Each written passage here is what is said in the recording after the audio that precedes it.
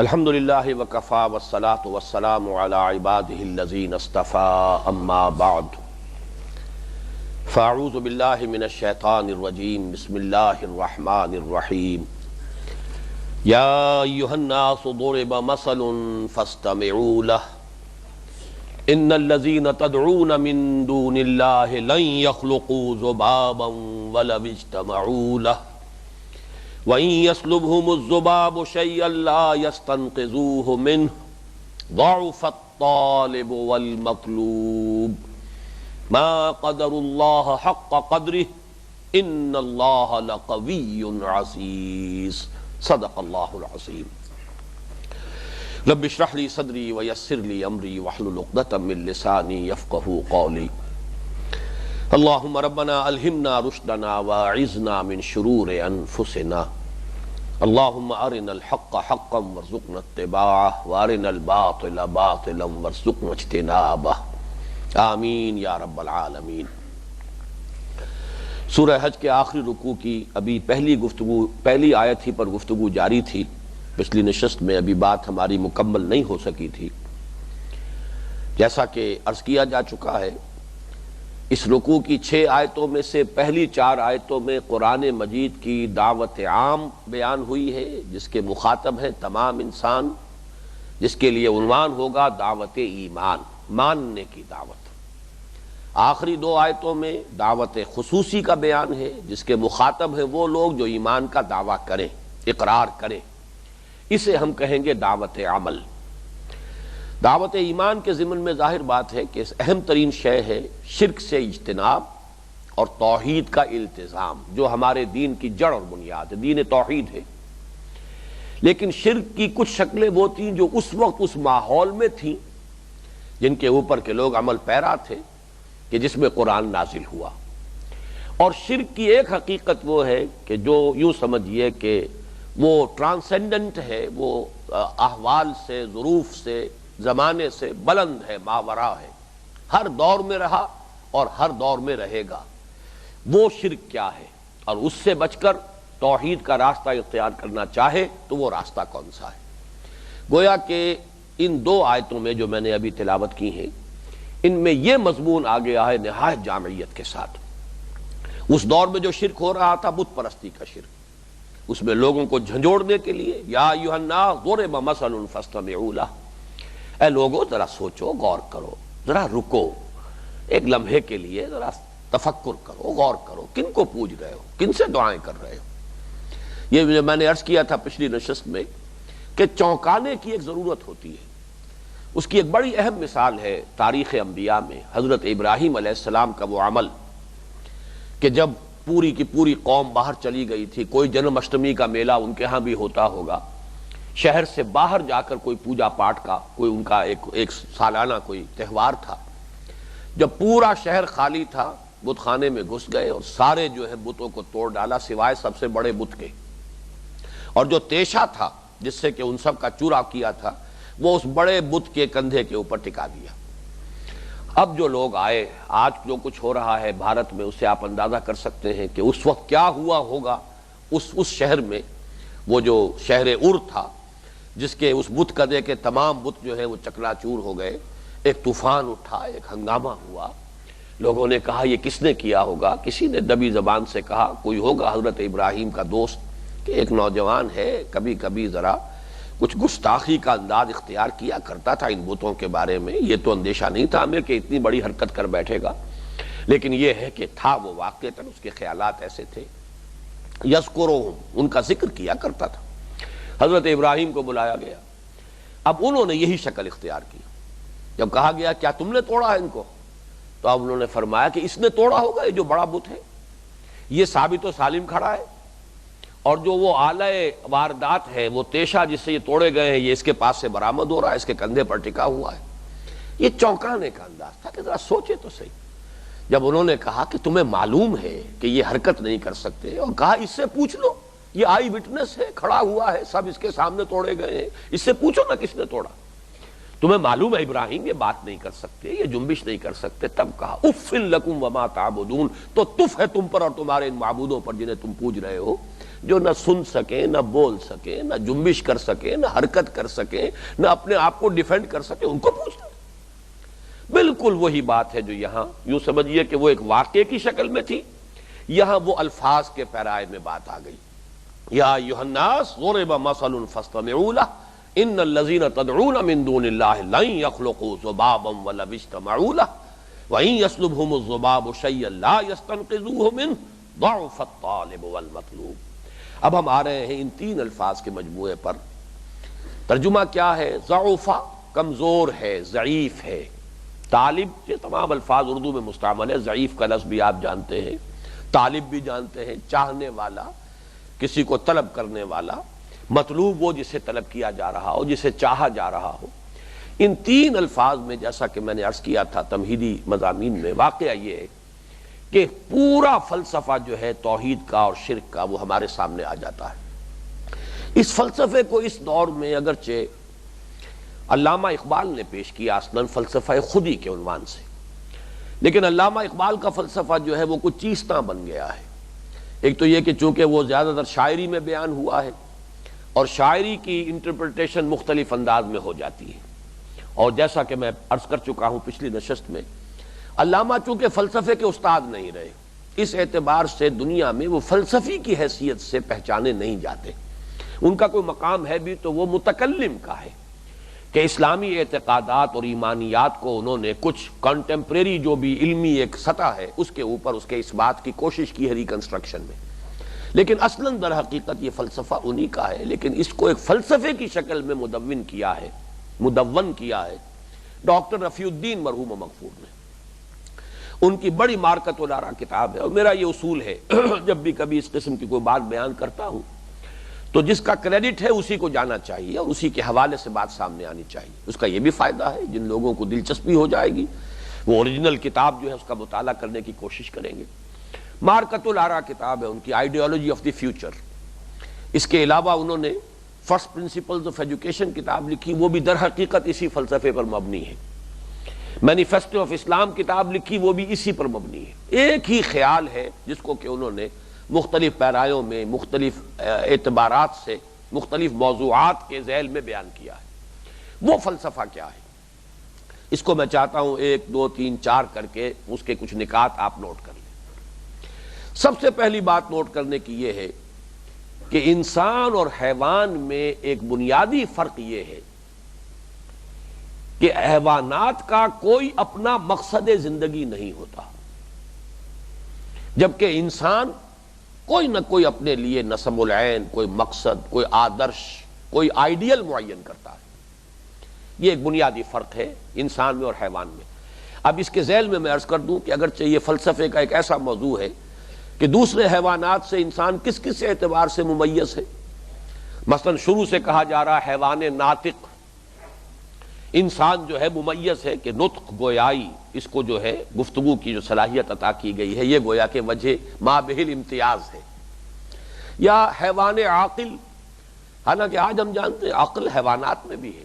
میں نے تو آپ کو بڑی سادہ سی مثال دی ہے، میرا جو مشاہدہ تھا ایک کیڑے کے بارے میں کہ وہ ایک طرف ایک سمت میں چل رہا تھا، میں نے ایک تنکا رکھ دیا، اس نے دیکھا کہ کوئی آبسٹرکشن ہے، اس نے رخ موڑ لیا، پھر دوسرے رخ پر بھی میں نے وہ تنکا آگے رکھ دیا، پھر اس نے اپنا رخ موڑ لیا، تیسری مرتبہ پھر رخ موڑ لیا، چوتھی مرتبہ وہ اس کے اوپر سے گزرا۔ میں نے اس کو اینالائز کیا، پرسیپشن بھی اس میں ہے، احساس ہے، اس نے سمجھ لیا میرے راستے میں رکاوٹ آ گئی ہے، پھر اس نے فیصلہ کیا اس کو ایوائڈ کرنے کا، یہ ڈیسیجن لیا ہے اس نے، پھر 2-3 اٹمپٹس کے بعد اس نے طے کر لیا کہ یہ پیچھا نہیں چھوڑ رہی ہے رکاوٹ، I have to overcome it. اس نے ایک فیصلہ کیا، ارادہ کیا ہے اور پھر اس کے اوپر سے گزرا ہے۔ تو ہمارا جو عقل جس کو ہم کہتے ہیں اس کے سوا اور ہے کیا؟ باقی فرق تو جو ہے وہ کمیت کا ہے، کوانٹیٹیٹو ہے، کوالیٹیٹو تو نہیں۔ تو عقل جو ہے وہ بھی حیوانوں میں بھی ہے، انسان میں بھی ہے۔ نطق اور گویائی یہ تو حیوانات جو ہے کمیونیکیٹ کرتے ہیں ایک دوسرے سے، ان کے اندر بھی موجود ہے۔ دو اور ہیں جو فلاسفہ نے امتیازات قائم کیے ہیں۔ ایک یہ ہے کہ حیوانات میں شعور تو ہے، خود شعوری نہیں ہے، کانشسنس ہے، سیلف کانشسنس نہیں ہے۔ حیوان جب دیکھ رہا ہوتا ہے دیکھ رہا ہے، یہ سڑک کے اوپر کار جا رہی ہے، انسان جب دیکھتا ہے اسے یہ احساس ہوتا ہے کہ میں دیکھ رہا ہوں کہ سڑک پر گاڑی جا رہی ہے۔ یہ جو سیلف کانشسنس ہے، خود شعوری، یہ گویا کہ انسان کا خاصہ ہے، اور اس کی وجہ ہے اس لیے کہ انسان کا ایک وجود علیحدہ ہے اس کے حیوانی وجود سے، اور وہ اس کا روحانی وجود ہے جو اسے پوزیس کرتا ہے۔ جب میں کہتا ہوں میرا ہاتھ، میرے پاؤں، میری آنکھ، میری زبان، میرا جسم، تو میں کون ہوں؟ میں کچھ اور ہوں نا، ان چیزوں کے علاوہ میرا کوئی وجود ہے، تبھی تو میں یہ پوزیسو موڈ جو ہے اس کا ایڈجیکٹو کا استعمال کر رہا ہوں، میرا وجود، میرا جسم، میرا، یہ میں کون ہے؟ یہ کچھ اور شے ہے، میں کوئی اور حقیقت ہے کہ جو ان چیزوں کی مالک ہے۔ تو اس اعتبار سے شعور سے آگے بڑھ کر خود شعوری، سیلف کانشسنس۔ لیکن چوتھی بات یہ ہے جو میں بیان کر رہا ہوں ڈاکٹر رفیع الدین صاحب کے فلسفے کے اعتبار سے، حیوان کا کوئی مقصد زندگی نہیں ہے، وہ خالص جبلت کے تحت زندہ ہے، پیٹ کھانے کو مانگتا ہے اور جبلی طور پر اسے معلوم ہے مجھے کیا کھانا ہے کیا نہیں کھانا۔ شیر کے بچے کو پتا ہے میں نے گھاس نہیں کھانا، گوشت کھانا ہے، بکری کے بچے کو پتا ہے میں نے گوشت کو منہ نہیں لگانا، گھاس کھانی۔ یہ ساری جبلتیں ہیں اس کے اندر، انہی جبلتوں کے تحت وہ زندہ ہے۔ اسی طریقے سے سیکس ہے، سیکشول ارج ہے، پریزرویشن آف دی اسپیشیز ہے، یہ بھی جبلت ہے۔ تو حیوان در حقیقت زندہ نہیں ہوتا، زندگی اس کو گزار رہی ہوتی ہے، اس کی کوئی اپنی زندگی کے اندر کوئی مقصد، کوئی نصب العین نہیں ہے۔ یہ دوسری بات ہے کہ انسان اسے اپنا ذریعہ بنا لے، آلہ بنا لے، اس سے کوئی کام لے لے، مطلب براری کر لے، اس سے مقصد حاصل کر لے، اس کا اپنا کوئی مقصد نہیں، جبکہ انسان وہ ہے کہ جو اپنا کوئی نہ کوئی مقصد معین کرتا ہے۔ پہلی بات اگر واضح ہو گئی تو اس کی ایک کرولری ہے، وہ یہ ہے جو انسان بغیر کسی معین مقصد کی زندگی گزار رہا ہو، معلوم ہوا کہ وہ انسان کے پیکر میں حیوان ہے، انسان نہیں ہے، وہ زندہ ہے حیوانی سطح پر، اس لیے کہ انسان تو وہی ہوگا جس نے اپنا کوئی مقصد معین کیا ہو، کوئی آئیڈیل، کوئی آدرش، کوئی نصب العین، وہ پست ہو بلند ہو اس کی بحث بعد میں کریں گے، کوئی نہ کوئی آئیڈیل، کوئی نہ کوئی نصب العین، کوئی نہ کوئی مقصود، کوئی نہ کوئی مطلوب معین ہے تو انسان ہے، ورنہ وہ انسان نما حیوان ہے۔ اور یہ وہ بات ہے جو قرآن کہتا ہے دو مختلف پیرایوں میں، ایک تو پیرایا وہ ہے اولئک کالانعام بل ھم اضل، یہ چوپایوں کے مانند ہیں بلکہ ان سے بھی گئے گزرے، اس لیے کہ چوپائے تو پیدا ہی اس لیول پر کیے گئے تھے، انہیں پیدا کیا تھا ہم نے احسن تقویم میں، گر گئے ہیں اس سطح پر تو یہ ان سے بھی گئے گزرے ہیں۔ لہم قلوب لا یفقہون بہا ولہم اعین لا یبصرون بہا ولہم آذان لا یسمعون بہا اولئک کالانعام بل ھم اضل، یہ انسان نظر آتے ہیں، انسان نہیں ہے، حیوان ہے، بلکہ حیوانوں سے گئے گزرے۔ اور اسی کو سورہ ملک میں بڑی خوبصورت انداز میں کہا ہے افمن یمشی مکبا علی وجہہ اہدی امن یمشی سویا علی صراط مستقیم، جو شخص محض جبلت کی بنیاد پر زندگی بسر کر رہا ہے وہ گویا کہ اپنے پیٹ کے بل گھسٹ رہا ہے۔ ایک وہ انسان ہے جو سیدھا چل رہا ہے ایک راستے پر، سیدھا کھڑا ہے تو اس کے سامنے کوئی سمت ہے، کوئی مقصود ہے، کوئی منزل ہے جدھر وہ جانا چاہ رہا ہے، یہ ہے انسان۔ اور حیوان جو ہے زمین پر گھسٹ رہا ہے، گویا کہ اپنی جبلتوں کے بل پر وہ زندگی گزار رہا ہے یا زندگی اسے گزار رہی ہے۔ افمن یمشی مکبا علی وجہہ اہدی امن یمشی سویا علی صراط مستقیم، کیا وہ شخص زیادہ ہدایت پر ہوگا کہ جو اوندھے منہ گھسٹ رہا ہو، یا وہ کہ جو سیدھا کھڑا ہوا ایک سیدھے راستے پر چل رہا ہو؟ بہرحال پہلا جو ہے اس فلسفے کا نقطہ وہ یہ ہے کہ انسان وہی ہے کہ جس کا کوئی نہ کوئی مقصود، کوئی آدرش، آدرش ہندی کا لفظ ہے نصب العین کے لیے، یہ آدرشوں کا فلسفہ یا نصب العینوں کا فلسفہ ہے جو ڈاکٹر رفیع الدین صاحب نے اس کو مدون کیا ہے پورے طور سے، جس کو میں آپ کے سامنے اختصار کے ساتھ بیان کر رہا ہوں۔ نمبر دو، دوسرا اس کا لازمی حصہ یہ ہے اگر نصب العین پست ہوگا اور نصب العین کے حصول کے لیے انسان جد و جہد کرے گا، اس کے نتیجے میں اس کی ایک خاص شخصیت وجود میں آئے گی۔ اگر نصب العین پست ہے تو شخصیت بھی پست ہوگی، سیرت بھی پست ہوگی، کردار بھی پست ہوگا، اور نصب العین بلند ہے تو اب اس کے لیے جب انسان محنت کرے گا تو خود بھی بلند ہوتا چلا جائے گا، اب اس کی شخصیت میں ترفع پیدا ہوگا، اس کی سیرت میں، اس کے کردار میں بلندی پیدا ہوگی، اس لیے کہ نصب العین اونچا ہے۔ یہی ہے جو اقبال نے کہا نگاہ بلند سخن دل نواز جہاں پرسوز، نگاہ بلند ہو، جانا کہاں ہے، اونچی منزل معین کرو اپنی۔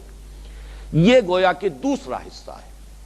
اس کے لیے بہترین مثال ہے کمند۔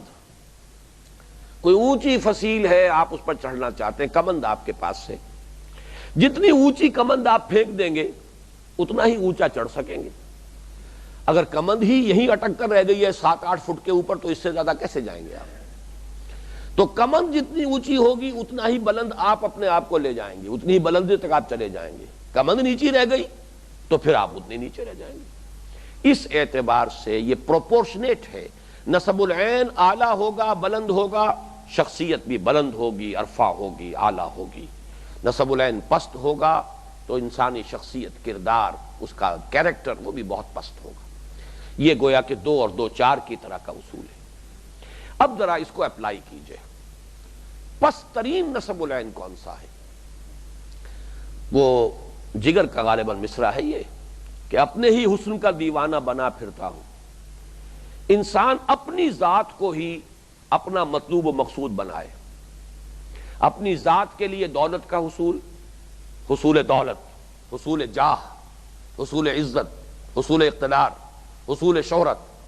ظاہر بات ہے یہ چیزیں بھی گھر بیٹھے تو نہیں مل جاتی آدمی کو، دولت کے لیے بھاگ دوڑ کرنی پڑتی ہے، محنت مشقت کرنی پڑتی ہے، شہرت کے لیے پاپڑ بیلنے پڑتے ہیں، اقتدار حاصل کرنے کے لیے نامعلوم کن کن کوچوں کی خاک چھاننی پڑتی ہے، الیکشن میں بھی حصہ لینا ہے تو جا کر گندی گلیوں میں جا کر جو ہے سخت میلے کچیلے بچوں کو اٹھا کر جو ہے بڑے اپنے اعلیٰ اچکروں کے ساتھ جو ہے چمٹانا پڑتا ہے ان کو، تب کہیں جا کر جو ہے وہ ووٹ ملتا ہے، ورنہ ویسے تو نہیں ملتا۔ یہ سارے پاپڑ بیلتا ہے تو آدمی جو ہے کچھ آگے چلتا ہے، لیکن جس شخص کا مقصود یہی ہے اپنے ہی حسن کا دیوانہ بنا پھرتا ہوں، وہ خود اپنی ذات ہی مطلوب ہے، مقصود ہے، اس سے اوپر کوئی بلند تر نسب العین ہے ہی نہیں، تو شخصیت بھی نہایت گھٹیا، بڑی پست، کردار بھی بہت نیچا وجود میں آئے۔ یہ گویا کہ اب ہم اپلائی کر رہے ہیں اسی اصول کو۔ اپنی حریم ذات کا طواف ہو رہا ہے، اور یہ مختلف چیزیں میں نے گنوا دی۔ حصول دولت یہ بھی ایک اپنی جگہ پر ہے، اپنے لیے دولت کے حصول، جائیداد بنانے کے لیے ایک فکر ہے، مینیا ہے، لگا ہوا ہے انسان۔ الہاکم التکاثر، صاف نظر آ رہا ہے کہ قبر میں ٹانگیں لٹکائے بیٹھا ہوا ہے، لیکن پھر بھی تکاثر کی جو ہوس ہے ختم نہیں ہو رہی۔ تو یہ جو ہے دولت کی ہوس، شہرت کی ہوس، اقتدار کی ہوس، جو بھی ہے یہ سب گویا کہ بلند ترین، جو پست ترین نسب العین ہے، جس سے کہ پست ترین کردار وجود میں آئے گا۔ اس سے ذرا بلند تر ہے حب قوم، قبیلے کی ویلفیئر، بہتری، قوم کی بہتری، ملک کی عظمت، ملک کی عزت کے لیے، آزادی کے لیے، حریت کے لیے، قوم کی عظمت کے لیے، قوم کی آزادی کے لیے، قوم کی حمیت میں، یہ تمام انسان کام کرے۔ یقیناً پہلے سے بلند تر ہو گیا انسان، اور اس وقت میں یہ یوں سمجھیے کہ یہ ذرا ایک جملہ معترضہ ہے اس وقت، ہم مسلمانان پاکستان کا خاص طور پر اور پوری دنیا کے مسلمانوں کا عام طور پر المیہ اس وقت یہ ہے کہ ہم پہلے لیول پر زندگی گزار رہے ہیں، ہمارے اندر یہ دوسرا لیول بھی نہیں ہے، حب قوم بھی نہیں ہے، حب وطن بھی نہیں ہے۔ حب وطن بھی ایک اعلیٰ نسب العین ہے، اس پہلے کے مقابلے میں اعلیٰ ہے۔ اپنے وطن کے ساتھ تو آدمی مخلص ہوگا، اپنے وطن سے تو فراڈ نہیں کرے گا، اپنے ملک کی آزادی کا سودا تو نہیں کرے گا، اپنے ملک کے لیے اسلحہ کی خرید کے اندر کمیشن لے کر جو ہے وہ غلط مال تو نہیں خرید لے گا، کم سے کم اپنے ملک کے ساتھ تو سنسیئر ہوگا۔ یقیناً وہ ان لوگوں سے بہتر رہیں گے کہ جن کے اندر وہ بھی نہیں سرے سے، وہ اپنی اس دولت کے لیے بڑے سے بڑا فراڈ، بڑے سے بڑا سکینڈل، بڑے سے بڑا غبن ڈیفنس پرچیزز کے اندر ہو جائے گا، کمیشن لے کر جو ہے جمع کر دیا جائے گا باہر، وہ صرف اپنی ذات کے لیے، اپنی عیاشیوں کے لیے یا اپنی اولاد کے لیے بینک بیلنس فراہم ہو رہا ہے۔ ہم اس وقت در حقیقت پسترین سطح پر ہیں، خاص طور پر مسلمانان پاکستان۔ باقی دنیا میں جو مسلمان اقوام ہیں ان میں کوئی نہ کوئی نیشنلزم موجود ہے۔ ترکوں میں ٹرک نیشنلزم ہے، ترک قوم کے لیے ان کے اندر ایک حمیت ہے، غیرت ہے، اس کے لیے ایثار اور قربانی کا مادہ موجود ہے۔ عرب نیشنلزم، اس عرب اپنی نسل کی بنیاد کے اوپر کوئی نہ کوئی نیشنلزم ان کے اندر ہے۔ یہاں تو سرے سے خلا ہے، یہاں نیشنلزم بھی کوئی نہیں۔ پاکستانی نیشنلزم میں تفصیل سے لکھ چکا ہوں اپنی کتاب میں استحکام پاکستان میں، اس کا کوئی وجود ہے ہی نہیں، نہ کبھی یہ وجود میں آ سکتا ہے، یہ تو ناممکنات میں سے۔ میرے نزدیک تو یہ یعنی یوں سمجھیے کہ جس کو ہم کہیں کہ امپاسبل جو چیزیں ہوتی ہیں ان میں سے، اس لیے کہ اس کی خیر اپنی منطق ہے جس کو میں اس وقت بیان نہیں کر رہا، وہ میری کتاب استحکام پاکستان ہے، اس میں نے پوری تفصیل سے بیان کیا۔ بہرحال پہلی سطح، پسترین سطح تو یہ ہوئی کہ صرف اپنی ذات، اپنی منفعت، شہرت ہو، چاہے اقتدار ہو، چاہے دولت ہو، ان چیزوں کے حصول کے لیے ہی ساری بھاگ دوڑ، محنت، راتوں کو بھی جاگ رہے ہیں، دن میں بھی بھاگ دوڑ کر رہے ہیں، لیکن مقصود صرف یہ ہے۔ لیکن اس سے بلندر قوم، ملک، ان کو سب کو ایک جگہ کر لیجئے، قوم، ملک۔ آج کل ویسے بھی نیشن سٹیٹس کا کانسیپٹ ہے، قوم اور ملک جو ہے، وطن اور قوم تقریباً ایک ہو گئی ہیں، تو اپنے قوم، اپنے قبیلے یا اپنے ملک کے لیے، اس کی عظمت کے لیے اس سے بلند تر سطح پر ہے۔ اور اس کو اب دو حصوں میں سمجھ لیجئے، ایک فلسفیانہ سطح پر ہیومنزم، حب انسان، انسان کی بھلائی کے لیے، انسان کی بہتری کے لیے، انسان کی خدمت کے لیے، انسان قومی سطح سے بلند تر ہو جائے، انسانیت کی سطح پر سوچے۔ اور اسی کا ایک شیڈ یہ ہے کہ انسانوں کے لیے بہتر نظام، بہتر فلسفہ، بہتر آئیڈیالوجی، تاکہ ایک زیادہ منصفانہ معاشرہ قائم ہو جائے، تاکہ اونچ نیچ نہ رہے، تاکہ ایکسپلائٹیشن نہ ہو، تاکہ انسان جو ہے ان پر جبر نہ ہو، استبداد نہ ہو۔ اب اس کے لیے کسی وقت ڈیموکریسی، کسی وقت سوشلزم، کسی وقت کمیونزم، کسی وقت کوئی اور ازم، یہ تمام ازم جو ہے، نظریات، یہ بھی کس لیے آتے ہیں؟ انسانی بہتری کے لیے، انسان کی بھلائی کے لیے۔ یقیناً یہ تیسرا ہائر لیول ہے۔ جو شخص اس سطح پر زندگی بسر کرے گا وہ یقیناً پہلی دونوں سطحوں سے بالاتر ہو گیا۔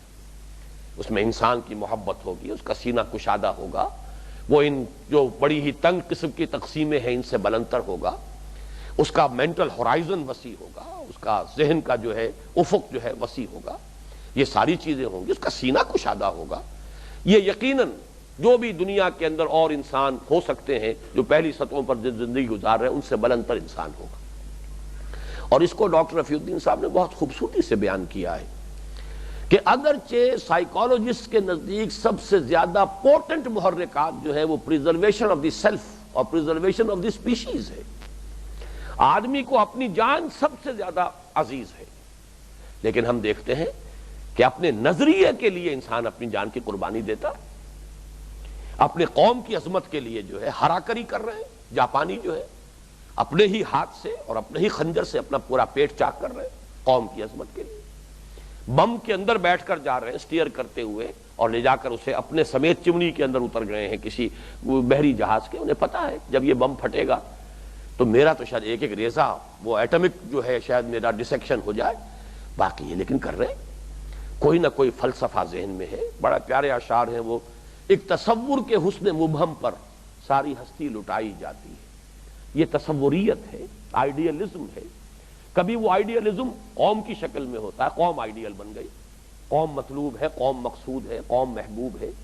کبھی وہ آئیڈیلزم وطن کی شکل میں ہے، کبھی وہ شہنشاہ ہیرو ہیٹو دیوتا بنا بیٹھا ہے، دیوتا کی خوشنودی کے لیے کر رہے ہیں، کبھی وہ سوشلزم کے لیے کر رہے ہیں، پورے پورے خاندان جو ہیں ان کے کولوؤں کے اندر پلوا دیے جا رہے ہیں، لیکن آدمی کھڑا ہے، اس کے اندر استقامت ہے، وہ کر رہا ہے، اپنے خیال میں وہ نوع انسانی کی بھلائی کے لیے کوشاں ہے۔ تو معلوم ہوا کہ انسان کا سب سے پورٹنٹ جو ہے موٹیو یہ پریزرویشن آف دی سیلف نہیں ہے، ورنہ وہ کیسے اپنی جان قربان کرنے کے لیے تیار ہو جاتا کسی مقصد کے لیے، نسب العین کے لیے۔ پریزرویشن آف دی اسپیشیز نہیں ہے، ورنہ کیسے انسان اپنے سامنے اپنے بچوں کو اور اپنے اہل و عیال کو کولوؤں کے اندر پلوا دیتا، دیکھتا ہوا۔ یہ سب کچھ کیا ہے، سقراط نے زہر کا پیالہ پی لیا ہے۔ تو پریزرویشن آف دی سیلف جو ہے اس معلوم ہوا اس سے بلندر کوئی شے ہے کوئی انسان کے اندر، تو معلوم ہوا کہ اصل شے ہے نسب العین، کوئی آئیڈیل، کوئی آدرش، کوئی مطلوب، کوئی مقصود، کوئی انسان کا محبوب ہو۔ یہ ہے تیسرا لیول جو میں نے بیان کیا۔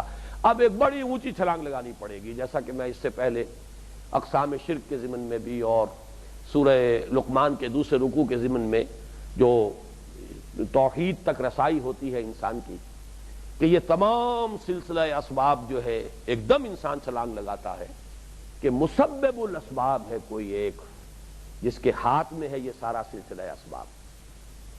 ہوائیں چل رہی ہیں سورج کی حرارت سے اور تمازت سے، پانی کے بخارات بن رہے ہیں سورج کی حرارت سے اور تمازت سے، بارش برس رہی ہے، فصلیں پک رہی ہیں سورج کی تمازت سے، سورج دیوتا ہے ہاتھ جوڑ دیے، سورج کے سامنے ڈنڈوت ہو رہی ہے۔ سورج کو سجدہ کیا جا رہا ہے. ہمارا پورا وجود جو ہے اس پلینٹ کا پر ساری زندگی کا پورا نظام اس سورج کے ساتھ وابستہ ہے. تو کیوں نہ سر جھکائیں اس کے سامنے, کیوں نہ اسے سجدہ کریں. بس اس کے بعد ایک چھلانگ, یعنی یہ باتیں ساری صحیح ہیں, آج بھی سائنس بھی بتا رہی ہے سورج کی تمازت ہی سے سب کچھ ہو رہا ہے.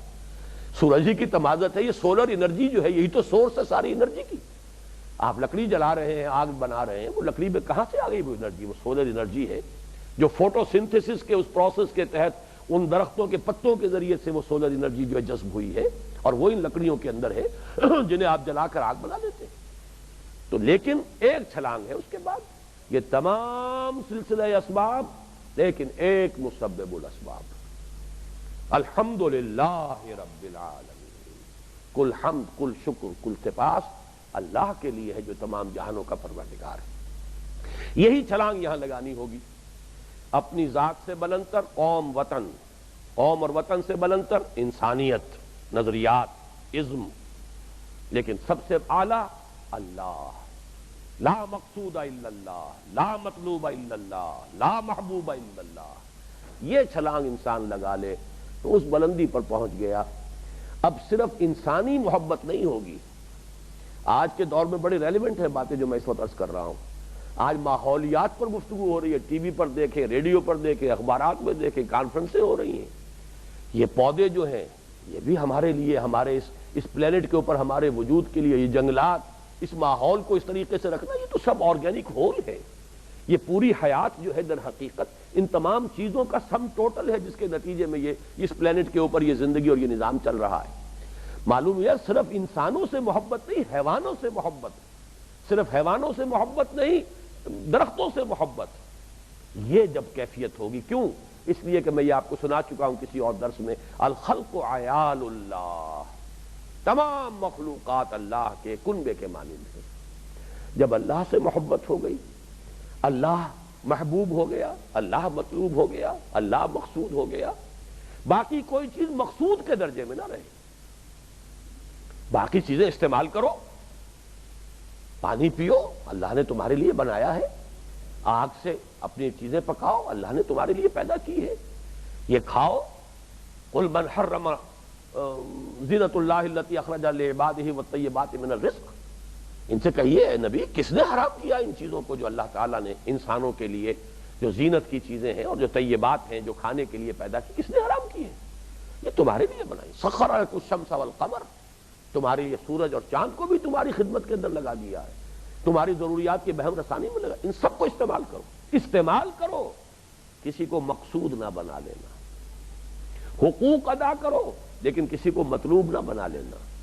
اولاد بھی کہیں مطلوب نہ بن جائے, والدین بھی کہیں مطلوب نہ بن جائے, قوم بھی کہیں مطلوب نہ بن جائے, نوع انسانی بھی کہیں مطلوب نہ بن جائے. مطلوب صرف اللہ. یہ ہے وہ بلند ترین نسب العین, یہ ہے اعلیٰ ترین آدرش. اسی کو کہا ہے علامہ اقبال نے, یزداں بکمن داور ہمت مردانہ.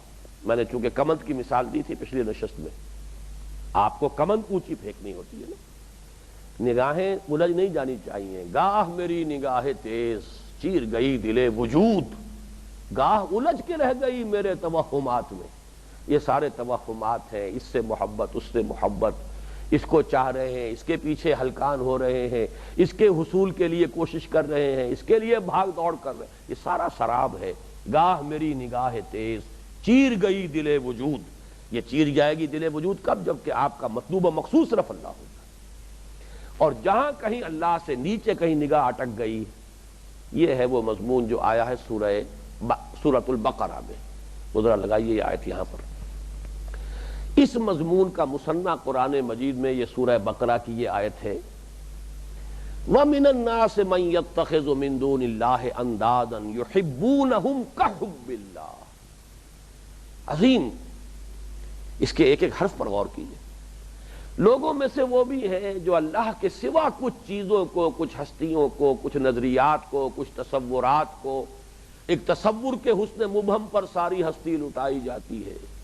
زندگی ترک آرزو کے بعد کیسے سانسوں میں ڈھالی جاتی ہے. جب کوئی نسب العین نہیں رہتا تو پر سانس آ رہے ہیں. ہیومن ویجیٹیبل ہے, انسان نہیں, حیوان ہے, انسان نہیں ہے. وہ زندگی بسر نہیں کر رہا، زندگی اسے بسر کر رہی ہے۔ آرزو، کوئی آدرش، کوئی نصب العین، کوئی آئیڈیل، یہ ہے اصل میں جو زندگی انسانی زندگی کے لیے لازم ہے۔ تو ایک تصور کے حسن مبہم پر آخر کتنے لوگوں نے کمیونزم کے لیے جانیں دی ہیں، کتنے لوگوں نے شہنشاہ ہیرو ہیٹو کے لیے اپنے آپ کو ہلاک کیا، اپنے ہاتھ سے ہرا کری کی ہے، کتنے لوگوں نے وطن پر اپنے آپ کو نثار میں تیری گلیوں کے اے وطن کے، جہاں اپنے وطن کے اوپر ہی نثار ہو رہے ہیں اور بھارت ماتا کی جے ہو رہی ہے۔ یہ سب کچھ ہوا ہے دنیا میں، لوگوں نے جانے دی ہیں۔ تو ایک تصور کے حسن مبہم پر ساری ہستی لٹائی جاتی ہے۔ زندگی ترک آرزو کے بعد کیسے سانسوں میں ڈھالی جاتی ہے، یہ سانس ہے، اب آ رہا جا رہا ہے، انسانیت نہیں ہے۔ وَمِنَ النَّاسِ مَن يَتَّخِذُ مِن دُونِ اللَّهِ اندادا، انداد جمع ہے ند کی، ند مد مقابل، یہ جو لفظ آپ عام طور پر جو خطبات جمعہ میں بھی سنتے ہوں گے، لا ضد لہ ولا ند لہ ولا مثل لہ ولا مثال لہ ولا مثیل لہ، یہ گردان ہوتی ہے۔ تو یہ کف بھی نہیں ہے اللہ کا، مثل نہیں ہے، مثال نہیں ہے، مثیل نہیں ہے، ضد نہیں ہے، ند نہیں ہے، تو ند ہے مد مقابل۔ اور یہی لفظ میں نے آپ کو سنایا تھا، اس حدیث میں وارد ہوا ہے، یہ حقیقت و اقسام شرک پر جو ہماری گفتگویں تفصیل سے ہو چکی ہیں، کہ ایک صحابی کی زبان سے ایک موقع پر نکل گیا، ما شاء اللہ و ما شئتا، حضور کے سامنے، جو اللہ چاہے اور آپ چاہیں۔ فوراً ٹوک دیا حضور نے، اجعلتنی للہ ندن، کیا تو نے مجھے اللہ کا مد مقابل بنا دیا؟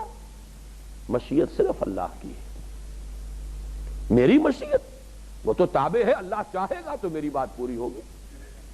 انک لا تہدی من احببت ولکن اللہ یہدی من یشاء، اے نبی آپ جسے چاہیں ہدایت نہیں دے سکتے، تو اللہ ہدایت دیتا ہے جس کو چاہتا ہے، تو میری مشیت کہاں رہی؟ وما تشاؤون الا ان یشاء اللہ، تمہارے چاہے کچھ نہیں ہو سکتا جب تک کہ اللہ نہ چاہے۔ تو توحید کیا ہے کہ مشیت صرف اللہ کی، اور یہاں چونکہ بریکٹ کر دیا تم نے مجھے اللہ کے ساتھ، اجعلتنی للہ ندن، کیا تم نے مجھے اللہ کا مد مقابل بنا دیا؟ یہ ند کی جمع آ گئی انداد۔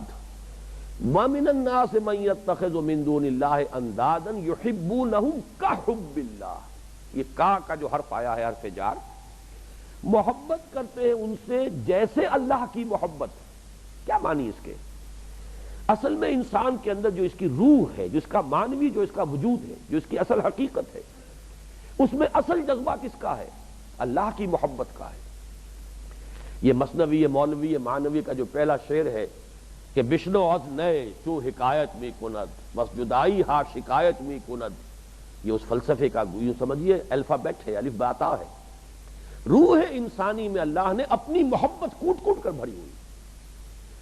ہوتا یہ ہے کہ بجائے اللہ کے آپ وہی محبت کسی اور جگہ جا کے چپکا دیتے ہیں، اٹیچ کر دیتے ہیں۔ ہے آپ کے اندر یہ محبت کا جذبہ کہ مجھ سے محبت کرو، مجھے چاہو، مجھ سے لو لگاؤ، میری یاد میں کبھی تمہاری آنکھوں میں آنسو آ جائے، کبھی میرے خوف سے تمہاری دل جو ہے لرز جائے، میرے اجر و ثواب کی آرزو تمہارے دلوں میں انگڑائیاں لے، میرے رضا کے تم جویا بن جاؤ۔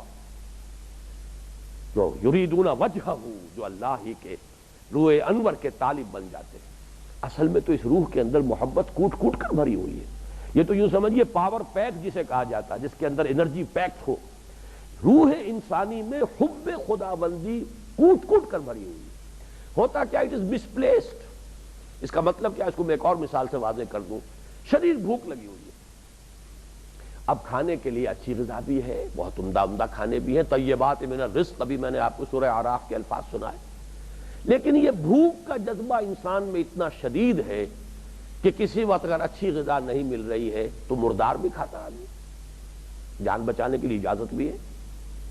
فمن اضطر غیر باغ ولا عاد فلا اثم علیہ، محض جان بچانے کے لیے سور بھی کھا سکتے ہیں آپ، مردار بھی کھا سکتے ہیں، تو کیوں مجبوری ہے؟ یہ آپ کا ایک تقاضا ہے جو آپ کو لازماً پورا کرنا ہے۔ اسی طریقے سے محبت کا جذبہ انسان میں رکھا گیا کہ اللہ سے محبت کرو، لیکن اگر اللہ تک آپ کے ذہن کی رسائی نہیں ہو سکی تو کہیں نہ کہیں کسی نہ کسی کو تو پوجنا ہے، کسی نہ کسی سے تو محبت کرنی ہے، کسی نہ کسی کے فراق میں تو تڑپنا ہی ہے، کسی نہ کسی سے تو لو لگانی ہی ہے۔ یہ تو آپ کا انسٹنکٹ ہے، وہ انسٹنکٹ ہے اینیمل انسٹنکٹ، یہ آپ کا انسٹنکٹ ہے، آپ کی روح کا انسٹنکٹ۔ جیسے آپ کی حیوانی جبلت میں بھوک ہے، جیسے آپ کی حیوانی جبلت کے اندر آپ کا جنسی جذبہ ہے، اسی طرح آپ کی روحانی جو جبلت ہے اس کے اندر ہے محبت، لیکن یہ محبت اب ظاہر بات ہے کہ آدمی کس سے محبت کرے. نگاہ جو ہے اونچی نہیں جا سکی، گاہ میری نگاہ تیز چیر گئی دل وجود، گاہ الجھ کے رہ گئی میرے توہمات میں. جب یہ الجھ کر رہ جاتی ہے تو اسی کو آدمی معبود بنا بیٹھتا ہے. کہیں وطن معبود بن گیا ہے. ان تازہ خداؤں میں بڑا سب سے وطن ہے، جو پیرہن اس کا ہے وہ مذہب کا کفن ہے. اس دور میں میں اور ہے جام اور ہے جم اور، ساقی نے بنا کی روش لطف و ستم اور، تہذیب کے آذر نے ترشوائے صنم اور، مسلم نے بھی تعمیر کیا اپنا حرم اور. ان تازہ خداؤں میں بڑا سب سے وطن ہے، جو پیرہن اس کا ہے وہ مذہب کا کفن ہے. آج وطن کو وہاں لے آیا گیا ہے. اور میں نے ایک مرتبہ یہ بیانات دیے تھے، وہ آپ کو بھی یاد ہوں گے. وطن کی بھی ایک نماز ہے. یہ جو قومی ترانے پر آپ کھڑے ہو جاتے ہیں، یہ وطن کی نماز پڑھتے ہیں. آپ وطن کے کو جو آپ سلامی دیتے ہیں جھنڈے کو، یہ وطن کے مذہب معبود وطن کی سلامی ہے. در حقیقت ہر شے کے لیے ریچولز ہے. جیسے بت کو پوجنے کے لیے ریچول ہے، جیسے اللہ کی عبادت کے لیے نماز ہے، ایسے ہی معبود وطن کے لیے بھی ترانہ گایا جاتا ہے. حمد کا ترانہ ہی تو ہے یہ ترانے جو ہے، ترانہ حمد تو ہے وطن کے لیے. اور یہ سلیوٹ جو کرنا ہے اسے، یہ کاہے کے لیے؟ قنوت عبادت کا حصہ ہے. کھڑے ہونا، تعظیماً کھڑے ہونا، یہ عبادت ہے. اور در حقیقت جب آپ ترانہ سنتے ہیں اور کھڑے ہوتے ہیں تو یہ آپ وطن، مذہب وطن کی نماز پڑھ رہے ہوتے ہیں. لیکن ان چیزوں کا چونکہ شعور نہیں ہے، یہ بات دوسری ہے کہ یہ تو ہمارے معمولات میں مغرب سے جو ریت پڑی ہوئی ہے وہ چلی آ رہی ہے، اور اسی کے اوپر ہم بھی عمل کر رہے ہیں. پتہ نہیں ہے کسی کو کہ یہ واقعتاً کوئی شرک کر رہے ہیں ہم، اور واقعتاً یہ بھی کوئی ایک دین ہے اور ایک مذہب ہے، جس کی یہ رسومات ہے، جس کی یہ نماز ہے، جس کی یہ حمد ہے، جو آپ کا ترانہ ہے. بہرحال یہ نوٹ کر لیجئے، وَمِنَ النَّاسِ مَن يَتَّخِذُ مِن دُونِ اللَّهِ أَندَادًا يُحِبُّونَهُمْ كَحُبِّ اللَّهِ وَالَّذِينَ آمَنُوا أَشَدُّ حُبًّا لِلَّهِ. اور جو حقیقتاً مومن ہوتے ہیں وہ شدید ترین محبت میں ہوتے ہیں اللہ کی. ان کے دل پر جو غلبہ ہے وہ محبت خداوندی کا ہے. ساری محبتیں اشد کہا ہے، باقی سب کی نفی نہیں کی ہے. یہ میں حقیقت شرک میں بیان کر چکا ہوں. نہ اطاعت کی نفی ہے، غیر اللہ کی اطاعت ہو سکتی ہے اللہ کی اطاعت کے تابع. لا طاعت لمخلوق فی معصیت الخالق. مخلوق میں سے کسی کی اطاعت نہیں کی جا سکتی جہاں پہ کہ اللہ کی معصیت، خالق کی معصیت لازم آ رہی ہے. اللہ اور اس کے رسول کے احکام کے دائرے کے اندر والدین کی بھی اطاعت کیجئے، اپنے بزرگوں کی کیجئے، اپنے اساتذہ کی کیجئے، اپنے مرشدوں کی کیجئے، علماء کی کیجئے، حکام کی کیجئے، جس کی چاہے کیجئے، بیوی کی کیجئے، بیوی شوہر کی کرے. اللہ اور اس کے رسول کے احکام کے اندر جہاں کہیں کسی کا حکم آپ نے، جہاں اللہ کے حکم کی نفی ہو رہی ہے، مخالفت ہو رہی ہے، معصیت ہو رہی ہے، مان لیا، اب یہ شرک ہو گیا فی الاطاعت. اب آپ ایک مطاع آپ کا اللہ، اور دوسرا وہ ہے جس کی آپ اطاعت کر رہے ہیں اللہ کی معصیت میں. اسی طرح محبت، توحید کا تقاضا کیا ہے؟ محبوب حقیقی اللہ ہو، سب سے اشد محبت اللہ کی ہو، اس کے نیچے نیچے محبت والدین کریں اولاد سے، اولاد کرے والدین سے، بیوی کرے شوہر سے، شوہر کرے بیوی سے، آپ وطن سے بھی کریں. حب الوطن من الایمان.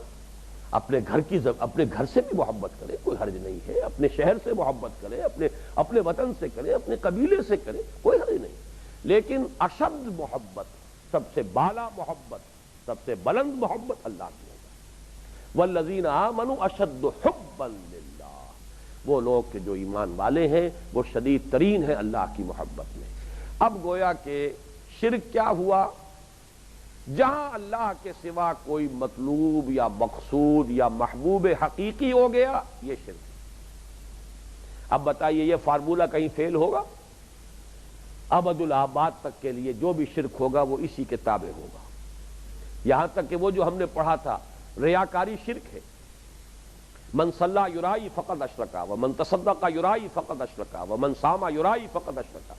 جس نے دکھاوے کے لیے نماز پڑھی اس نے شرک کیا، جس نے دکھاوے کے لیے روزہ رکھا اس نے شرک کیا، جس نے دکھاوے کے لیے صدقہ خیرات کیا شرک کیا. کیوں؟ اس لیے کہ وہاں مطلوب آپ کی اپنی نفس کی بڑائی، آپ تکبر کرنا چاہتے ہیں، آپ اپنی بڑائی کا سکہ جو ہے، اپنی نیکی کا، اپنی دینداری کا، اپنے تقوی کا، اپنے تدین کا، اپنے زہد کا لوگوں کے اوپر روب گانٹنا چاہتے ہیں. مطلوب و مقصود وہاں اللہ نہیں ہے، مطلوب و مقصود آپ کی اپنی ذات ہے. وہی پست ترین جو آدرش ہے. جو سب سے نچلا اور گھٹیا جو سب سے نیچے نصب العین ہو سکتا ہے، ریاکاری در حقیقت اس لیول پر آ گئی، یہ شرک ہے۔ اور توحید کیا ہے؟ لا مطلوب الا اللہ، لا مقصود الا اللہ، لا محبوب الا اللہ، یہ ہے توحید۔ باقی تمام اقسام توحید اور تمام اقسام شرک اس فارمولے کے تحت آ جائے گا۔ ضعف الطالب والمطلوب، اگر مطلوب گھٹیا ہے طالب بھی گھٹیا ہو جائے گا، مطلوب اعلیٰ ہے طالب بھی اعلیٰ ہو جائے گا۔ وہ جو اقبال نے کہا ہے منزل ماں کبریاست، میرا مقصود میری منزل ذات کبریا ہے، اس سے کمتر پہ سودا نہ کرو۔ بعض ایڈورٹیزمنٹس میں یہ الفاظ آتے ہیں نیور سیٹل فار لیس، اپنا مقصود معین کرو، یہ زندگی اللہ نے جو دی ہے اس کی بڑی سے بڑی قیمت لو، ان گھٹیا چیزوں کے عوض اپنے آپ کو بیچ رہے ہو۔ کل نفس یغدو، حضور نے فرمایا ہر انسان صبح کرتا ہے، فبائع نفسہ، اور وہ سارا دن اپنے آپ کو بیچتا رہتا ہے، اپنی جان بیچتا ہے، محنت کر رہا ہے، بھاگ دوڑ کر رہا ہے۔ فموبقھا وموثقھا، شام کو جب لوٹتا ہے تھکا ہارا، اگر تو وہ محنت اور مشقت کی ہے اللہ کے احکام کے اندر تو اپنے جان کو جہنم کی آگ سے چھٹکارا دلا کر آیا ہے، اور اگر اس میں حرام میں منہ مارا ہے اور غلط حرکتیں کی ہے تو تھکا ہارا بھی ہے، مشقت بھی کی ہے، اور واپس آتے ہوئے جہنم کے عذاب کی گٹھڑی باندھ کر اپنے سر پر لے کر آیا ہے۔ تو کیوں اپنا سودا؟ نیور سیٹل فار لیس، اللہ کے سوا کسی کو اپنا مطلوب نہ بناؤ، اللہ کے سوا یہی تمہاری قیمت ہے۔ اشرف المخلوقات ہو تو تمہیں تو مسجود ملائک بنایا گیا ہے، تم اپنے آپ کو ان حقیر چیزوں کے عوض فروخت نہ کرو، ان چیزوں کے عوض اپنے آپ کو اس دنیا کے اندر رہن نہ رکھو، بلکہ یہ کہ لا مطلوب الا اللہ، لا مقصود الا اللہ، لا محبوب الا اللہ۔ یہ لا الہ الا اللہ کی یہ تین لیولز ہیں جو شاید میں نے اس وقت بھی بیان کیے ہوں۔ عوام الناس کے لیے لا معبود الا اللہ، اگرچہ لفظ معبود میں بھی سب کچھ مضمر ہے، لیکن عام تصور یہی ہے کہ عبادت سے مراد ہے نماز روزہ، اللہ کے احکام کو مان لینا، ٹھیک ہے، یہ عوامی سطح پر یہ بھی ہو گیا تو بہت بڑی بات ہے، بہت بڑی بات ہے، بہت بڑی بات ہے۔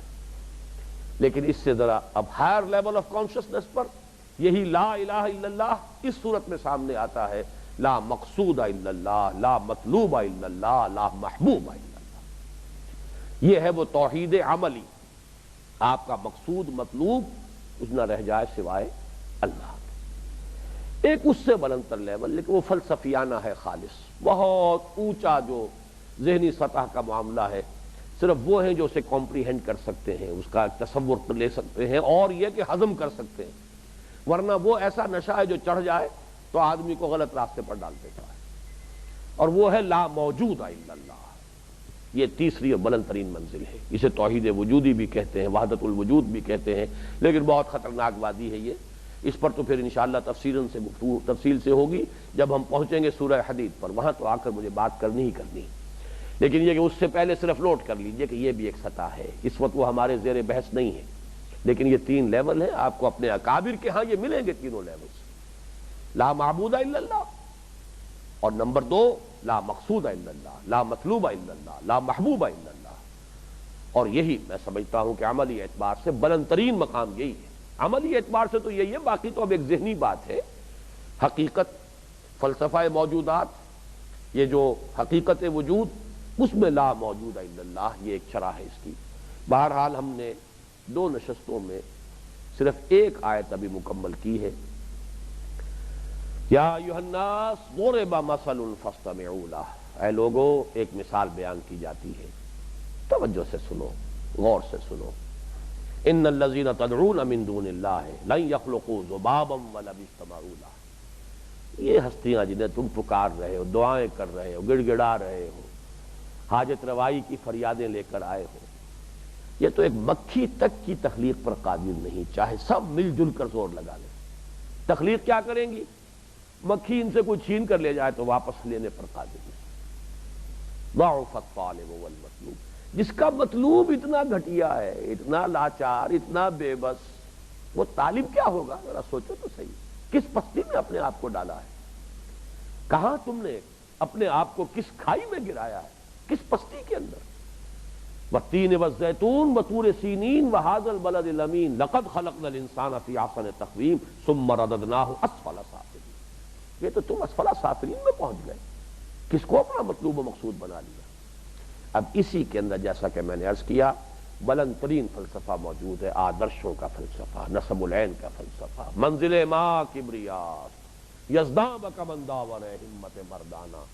تمہاری کمند جو ہے اللہ کی ذات پر جائے۔ اس کو یہ نہ سمجھیے کوئی توہین کا انداز ہے، یہ اصل میں وہی تمثیل ہے کہ آپ کو جتنا اونچا چڑھنا ہے پہلے کمند پھینکنی ہوگی اونچی، تو تم اپنی کمند اللہ پر ڈالو، اللہ تک پہنچاؤ تاکہ اللہ تک تقرب اللہ۔ اب جب تو اللہ کا قرب حاصل کرو گے تو ترفع ہوگا نا، بلندی ہوگی، تمہاری شخصیت، تمہاری سیرت، تمہارا کردار، تمہاری جو اپنی شخصیت ہے اس کے اندر بلندی اور ترفع پیدا ہوتا چلا جائے گا۔ اللہ تعالی ہمیں اس معنی میں توحید تک رسائی حاصل فرما دے، عطا فرما دے، اور اللہ تعالی ہمیں اس معنی میں توحید پر عمل پیرا ہونے کی توفیق عطا فرمائے۔ بارک اللہ لی ولکم فی القرآن العظیم ونفع